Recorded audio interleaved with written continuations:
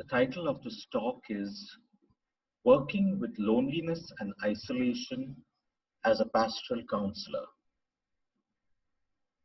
Pastoral counseling is built on the Judeo-Christian spiritual assertion that humans are made in connection and for relationship. However, loneliness and isolation are common experiences.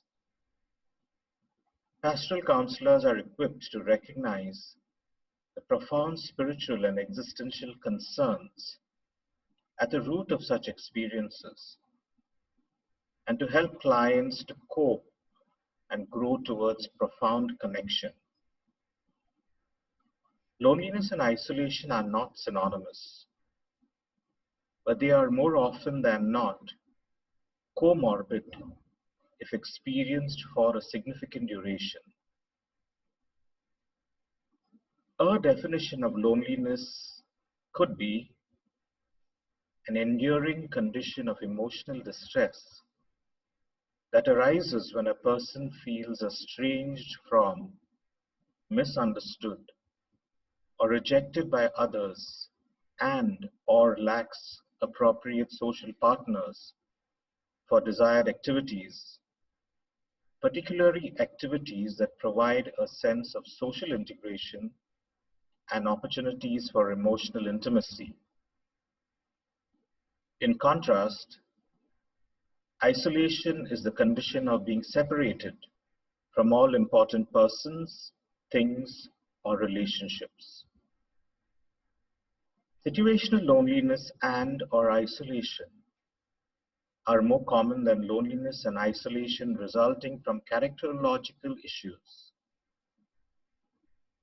Situational isolation and transitory loneliness may be the result of grief, loss, or crisis.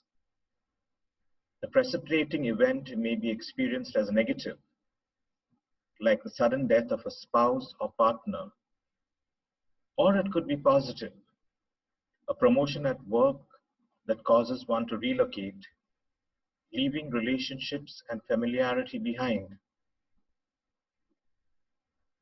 In responding to situational loneliness and isolation, a helpful first step is discussing and critically reflecting on the client's understanding of the human condition, that is, his or her condition. Are humans made in and for community?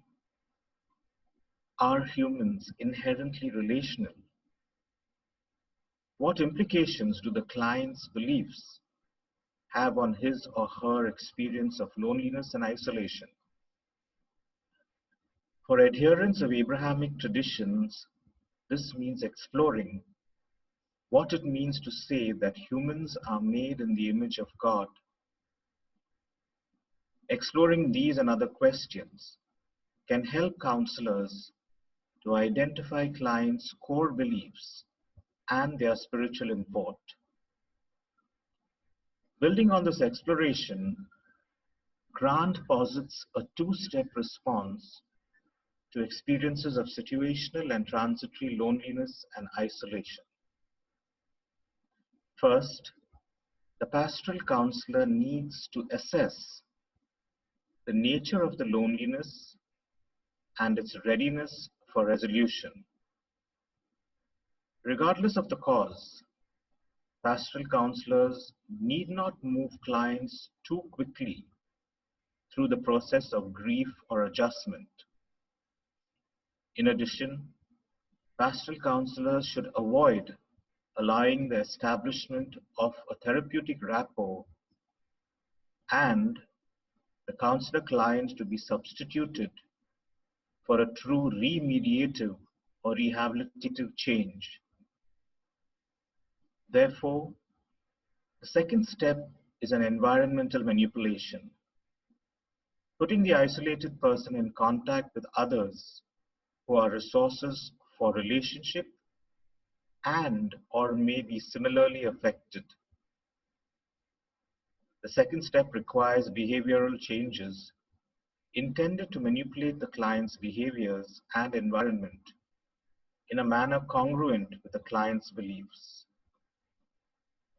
In contrast to situational or transitory experiences of loneliness and isolation, some clients may present with similar concerns that are truly more characterological in nature.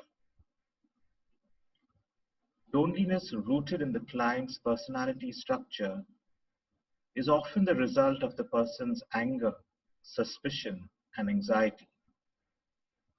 Such persons, due to their painful experiences in formative relationships, experience others primarily as targets for their anger or as potential sources of anger.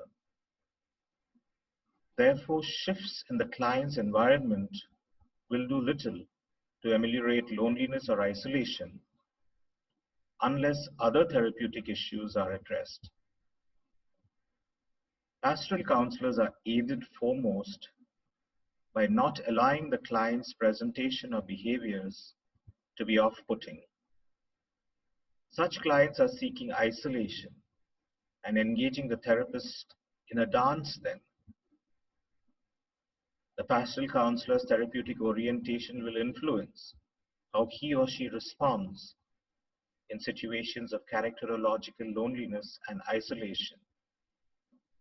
However, it can still be helpful to explore the beliefs.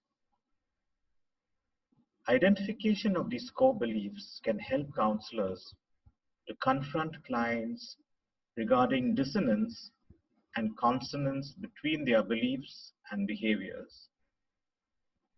Pastoral counselors can then help clients by identifying the behaviors that result in isolation and exploring with clients the motivations and assumptions driving them.